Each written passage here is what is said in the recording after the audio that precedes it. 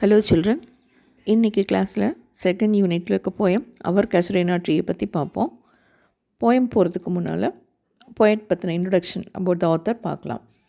தோருதர் 1856 to 1877 was a Bengali poet from the Indian subcontinent who wrote in English and French.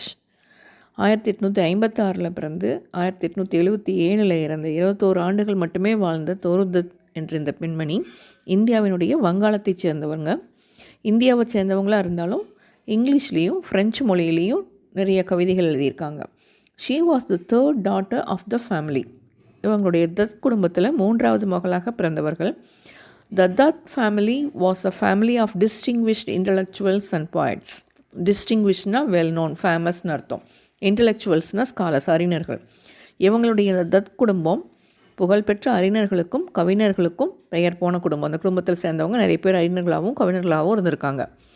She also had the advantage of being taught by excellent English tutors at home and later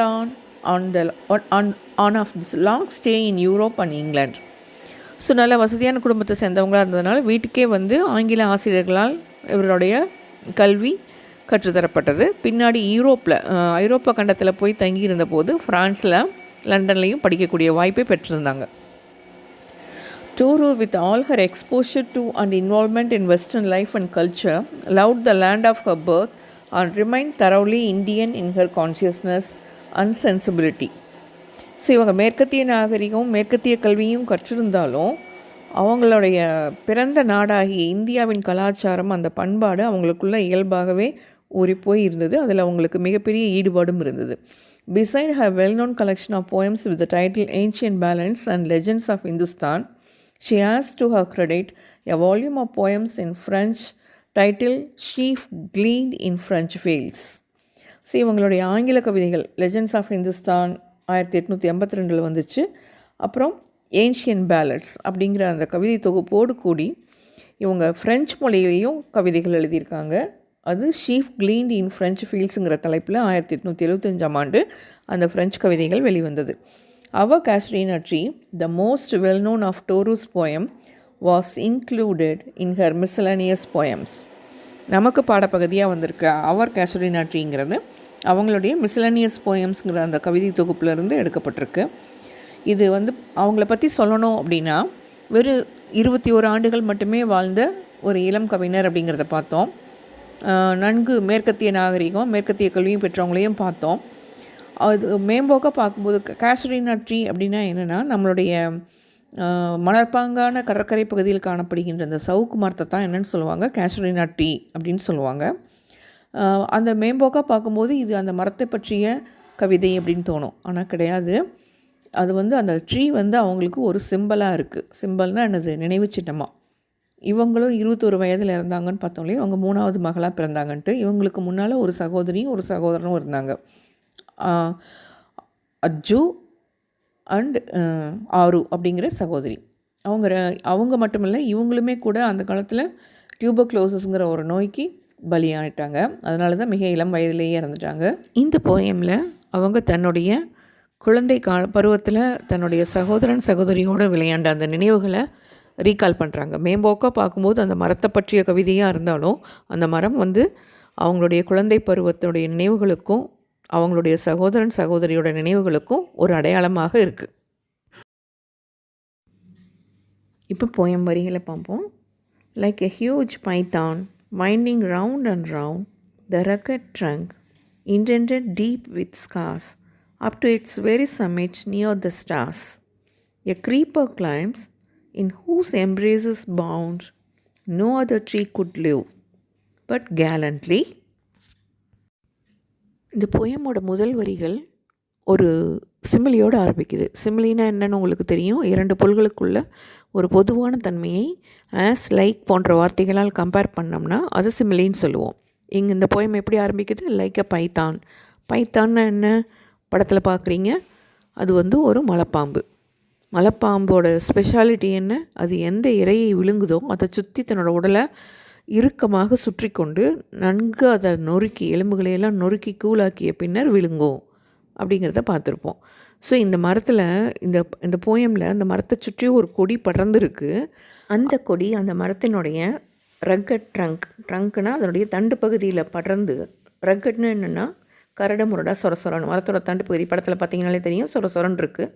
அதில் படர்ந்து இறுக்கமாக அந்த மரத்தினுடைய நொறுக்கி, அதாவது சுற்றி இருக்கிறதுனால அந்த இடத்துல வந்து தழும்புகளே உருவாகிற மாதிரி, இன்டென்டட்னா கொஞ்சம் பள்ளமாகி, இந்த படத்தில் பார்த்திங்கன்னா உங்களுக்கு நல்லா தெரியும், மேடு பள்ளமாக சொரமாக இருக்குது இல்லையா. அது எதனால் ஏற்பட்டதுன்னா இந்த கொடியினுடைய இறுக்கத்தினால் அதனுடைய அந்த தண்டு பகுதியில் இதாக ஏற்பட்டிருக்கு, தழும்புகள். ஸ்கார்ஸ்னால் தழும்புகள் ஏற்பட்டிருக்கு அப்படின்னு சொல்கிறாங்க. போயம் வரிகளை பார்ப்போம். Like a huge python winding round and round the rugged trunk indented deep with scars. ஒரு மிகப்பெரிய மலைப்பாம்பானது ரவுண்டாக சுற்றி கொண்டு, வைண்டிங்னா சுற்றி கொண்டிருப்பது போல் இந்த ரக்கட் ட்ரங்க், இந்த மரத்தினுடைய சொரசொரப்பான தண்டு பகுதி அது எப்படி இருக்குன்னா இன்டெண்டட் டீப் வித் ஸ்கார்ஸ். இன்டெட்னா பள்ளங்களாக, அந்த பள்ளங்கள் எப்படி ஸ்கார்னா தழும்பு போல் பள்ளங்களை அடங்கிய அந்த மரத்தின் தண்டு பகுதியில் எ க்ரீப்பர் கிளைம்ஸ், ஒரு கொடி படர்ந்து உயர்ந்து சென்றிருக்கு. எது வரைக்கும் போகுதுன்னா அது அதனுடைய மரத்தினுடைய உச்சி வரை, up to its very summit. அந்த உச்சி எதை தொடுவது போல் இருக்குது, நட்சத்திரத்தை போய் பிடிப்பது போல் மிக உயரம் வளர்ந்த அந்த மரத்தினுடைய உச்சி வரைக்கும் ஒரு கொடி படர்ந்துருக்கு. In whose embraces bound no other tree could live. அந்த மரத்தினுடைய பிடியில், அந்த கொடியினுடைய பிடியில் வேறு எந்த மரமாக இருந்தாலும் உயிரோடு இருக்க முடியாது. எம்ப்ரேசஸ்னால் டைட்டாக அதை சுற்றி படர்ந்துருக்கு இல்லையா. ஆனால் இந்த கேஷரினா ட்ரீ ஜெய்சாண்டிக்கா மிகப்பெரிய கம்பீரமாக இருக்கிறதுனால அது இன்னும் அந்த கொடியினுடைய இறுக்கத்தையும் தாண்டி கம்பீரமாக நிற்கிது அப்படின்னு இந்த வரிகளில் சொல்லியிருக்காங்க.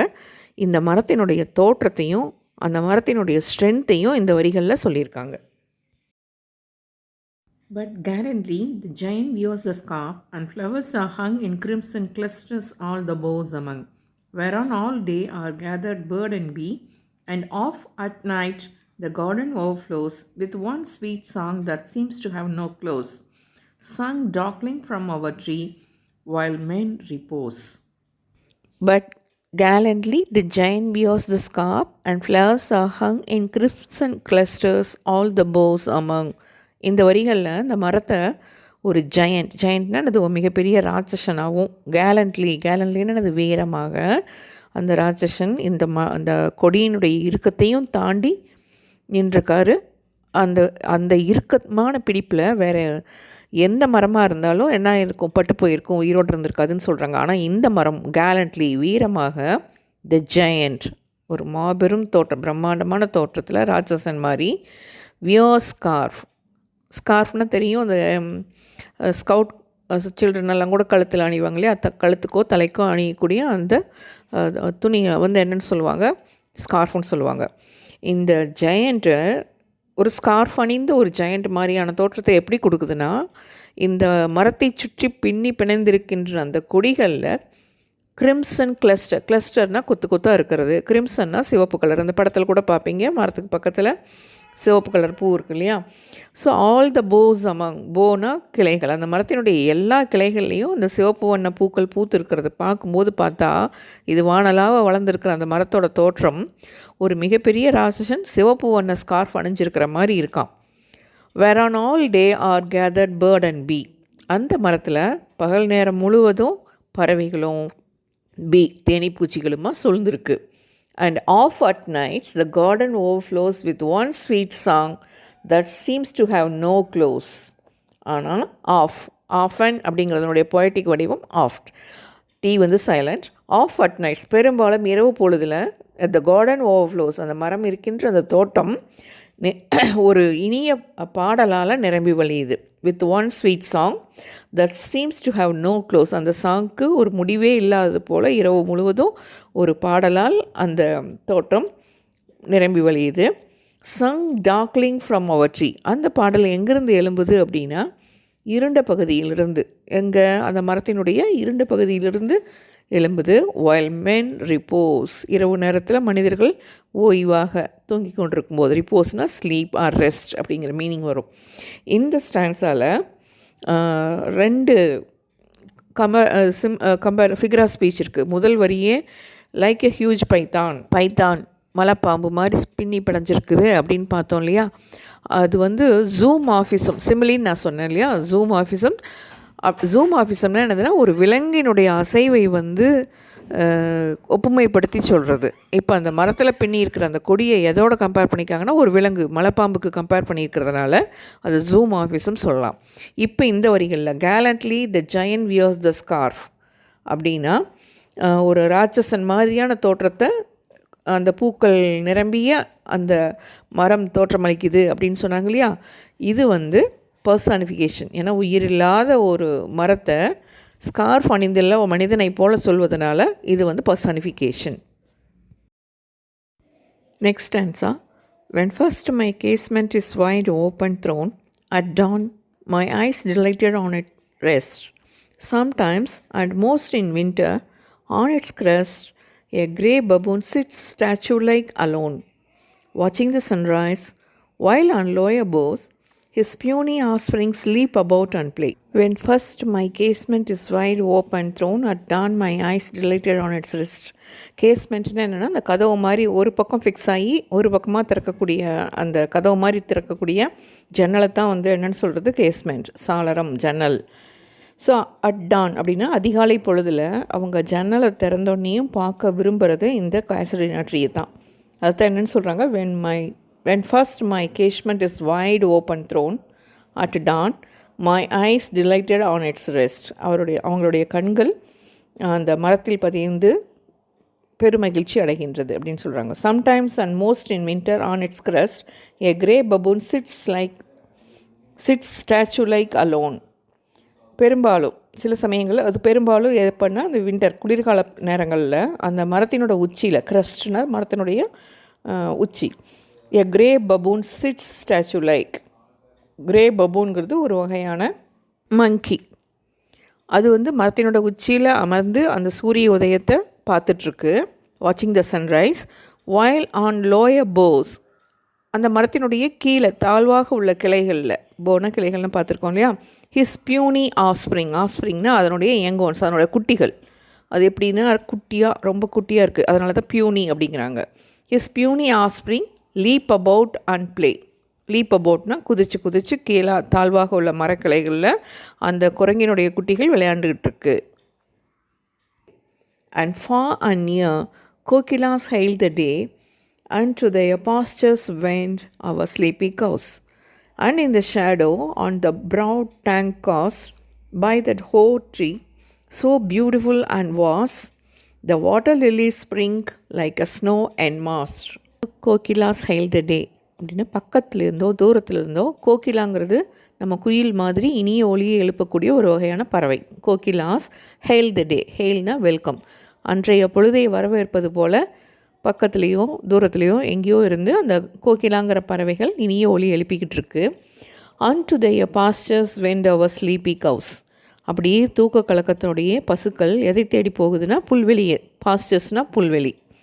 வெண்ட் அப்படின்னா ஸ்ட்ரோல் அப்படின்னு அது மூவிங் ஸ்லோலி, மெதுவாக நடந்து புல்வெளியை நோக்கி தூக்க கலக்கத்தோடைய அந்த பசுக்கள் நடக்கின்றது அப்படிங்கிறாங்க. And in the shadow on the broad tank cast by that whole tree so beautiful and vast, so water lilies spring like snow en mass. And to their pastures went our sleepy cows. பார்த்தோம் இல்லையா, and இந்த shadow அந்த மரத்தினுடைய நிழல் பகுதியில் ஒரு சிறிய குளம், a broad tank cast by that hoar tree. அந்த குளம் எங்கன்னா அந்த மரத்துக்கு அருகிலேயே. ஹோ ட்ரீன்னு என்னென்னா அங்கே வந்து இந்த பனி படர்ந்த மரம், எது இந்த கேசரினா ட்ரீ சொல்கிறாங்க. பனி படர்ந்த மரத்துக்கு அருகிலேயே நிழல் பகுதியில் ஒரு குளம் இருக்குது. ஸோ பியூட்டிஃபுல் அண்ட் வாஸ், பார்க்குறதுக்கு அழகாக மிகப்பெரியதாக ஒரு குளம் இருக்குது. அதில் அந்த அல்லிப்பூக்கள் மலர்ந்துருக்கு. The water lily spring like snow enmassed. அந்த குளத்தில் அந்த அல்லிப்பூக்கள் பூத்துருக்கிறது வந்து பார்த்தா எப்படி இருக்குன்னா, அது இப்படியே அந்த பனியை சேர்த்து குவிச்சு வச்ச மாதிரி வெண்மை நிறத்தில் அந்த குளத்தினுடைய நீர்ப்பகுதி முழுக்க அந்த அல்லிப்பூக்கள் மலர்ந்துருக்கு அப்படின்னு சொல்கிறாங்க. இந்த ஸ்டான்ஸால் என்ன ஃபிகர் ஆஃப் ஸ்பீச் இருக்குன்னா, 4வது வரிகளில் a grey baboon sits statue like, சிலையை போல் அந்த மங்கி உட்காந்துருக்குது, அது ஒரு சிமிலி. கடைசி வரிகளில் த water lily spring like snow என் மாஸ், பனி படர்ந்தது போல் அந்த குளத்தினுடைய நீர்ப்பரப்பு மேலே முழுசும் அந்த அல்லிப்பூக்கள் மலர்ந்து இருக்குது. Next stanza. But because of its magnificence, dear is the Casuarina to my soul. Beneath it we have played, though years may roll. O sweet companions, loved with love intense, for your sakes shall the tree be ever dear. தோறுதத் first ஸ்டான்ஸில் அந்த ட்ரீயோட தோற்றத்தையும் அதனோட கம்பீரத்தையும் சொல்லியிருப்பாங்க, ஸ்ட்ரென்த்தையும் சொல்லியிருப்பாங்க. Second ஸ்டான்ஸால் ஒரு இனிய காலை பொழுதில் அந்த மரத்தை சுற்றியுள்ள காட்சிகளை வர்ணிச்சிருப்பாங்க. இந்த தேர்ட் ஸ்டான்ஸால் என்ன சொல்கிறாங்க அப்படின்னா, இந்த கேசுரினா ட்ரீ அவங்களுக்கு மிகவும் பிடிப்பதற்கு என்ன காரணம் அப்படிங்கிறத இதில் சொல்லியிருக்காங்க. But not because of its magnificence dear is the casuarina to my soul.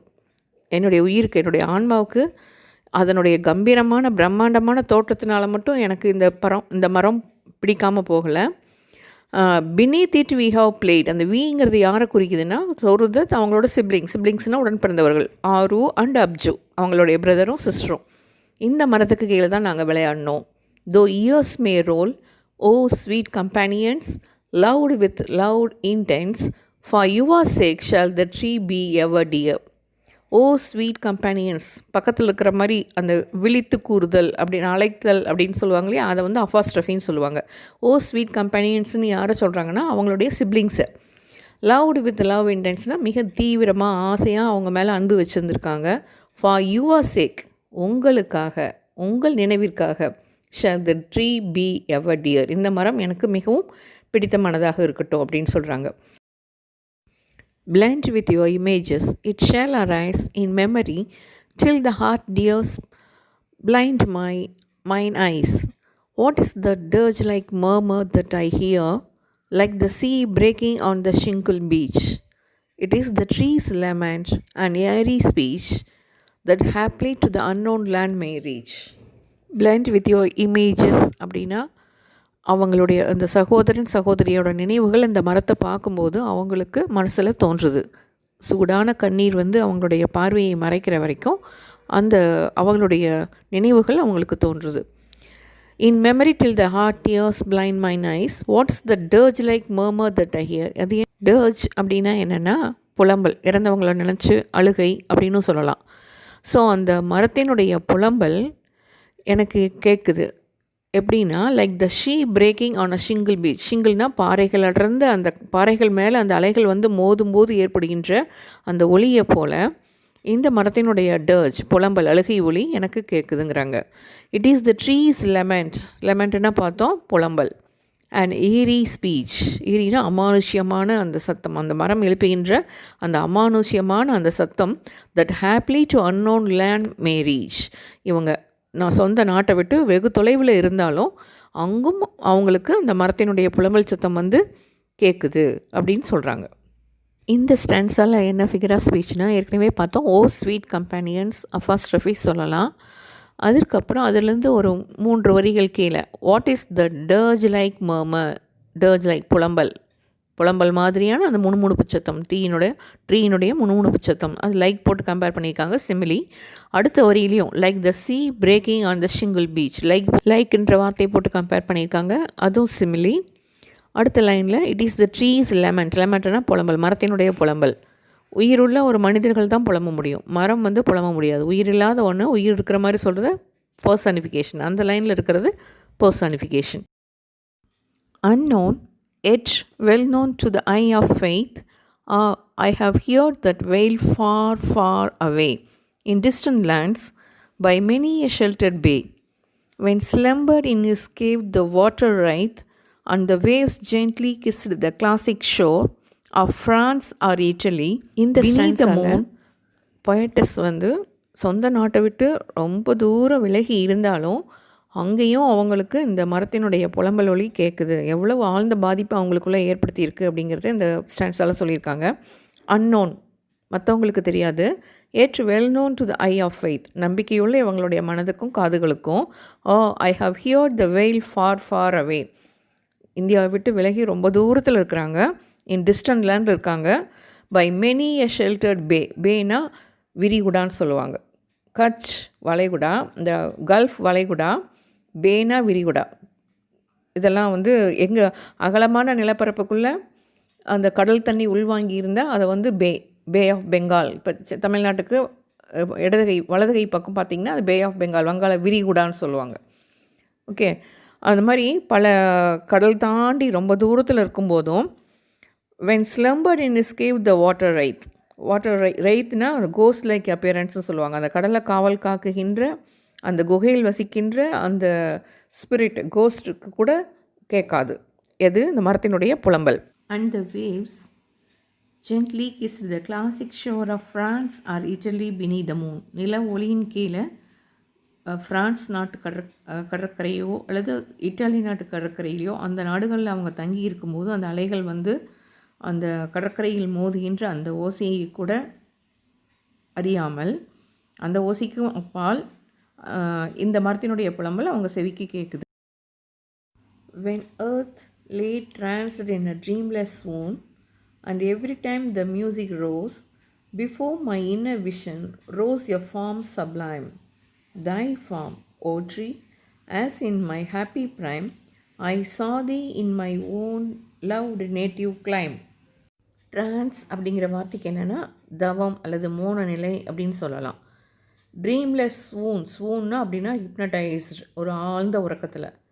So நில ஒளியின் கீழே ஏர்த், இந்த பூமியே வந்து ஒரு மோன நிலையில் ஒரு ஆழ்ந்த உறக்கத்தில் இருக்கும்போது and every time the music rose, ஒவ்வொரு முறையும் அந்த பாடல் ஒலி, அந்த மரம் எழுப்புகின்ற அந்த பாடல் ஒலி கேட்கும்போது அவங்களுடைய மனக்கண் முன்னால், மை இன்னர் விஷன் அப்படின்னா மனக்கண் முன்னால் ஒரு உயர்ந்ததொரு தோற்றம், சப்ளைம்னா கிராண்டான க்ளோரியஸான ஒரு உருவம் அவங்க மனக்கண் முன்னால் எழுது. அந்த வடிவம் எதுனா அந்த மரத்தினோட வடிவம். தை ஃபார்ம், தைங்கிறது உன்னுடைய அப்படி பொயட்டிக் ஃபார்ம், உன்னுடைய அப்படின்னு அர்த்தம். Thy form O tree, as in my happy prime I saw thee in my own loved native clime. இவங்களுடைய மகிழ்ச்சியான குழந்தை பருவத்தில் அவங்க சொந்த ஊரில் எப்படி பார்த்தாங்களோ அதே மாதிரியான தோற்றம் அந்த மரம் இவங்க மனக்கண்ணில் தோன்றுகிறது. இப்போ இந்த ஸ்டான்ஸால் இருக்கிற ஃபிகர் ஆஃப் ஸ்பீச் என்னன்னு பார்த்தோம் அப்படின்னா, இரண்டாவது வரியில் ஐ ஹவ் ஹியர்ட் தட் வெயில் ஃபார் ஃபார் அவே, அந்த அழுகுற மரத்தினுடைய அழுகுரல். அப்போ அது பர்சானிஃபிகேஷன். மரம் அழகுக்கு சான்ஸ் இல்லை, உயிர் இல்லாத ஒன்றா உயிரோடு இருக்கிற மாதிரி சொல்கிறது பர்சானிஃபிகேஷன்.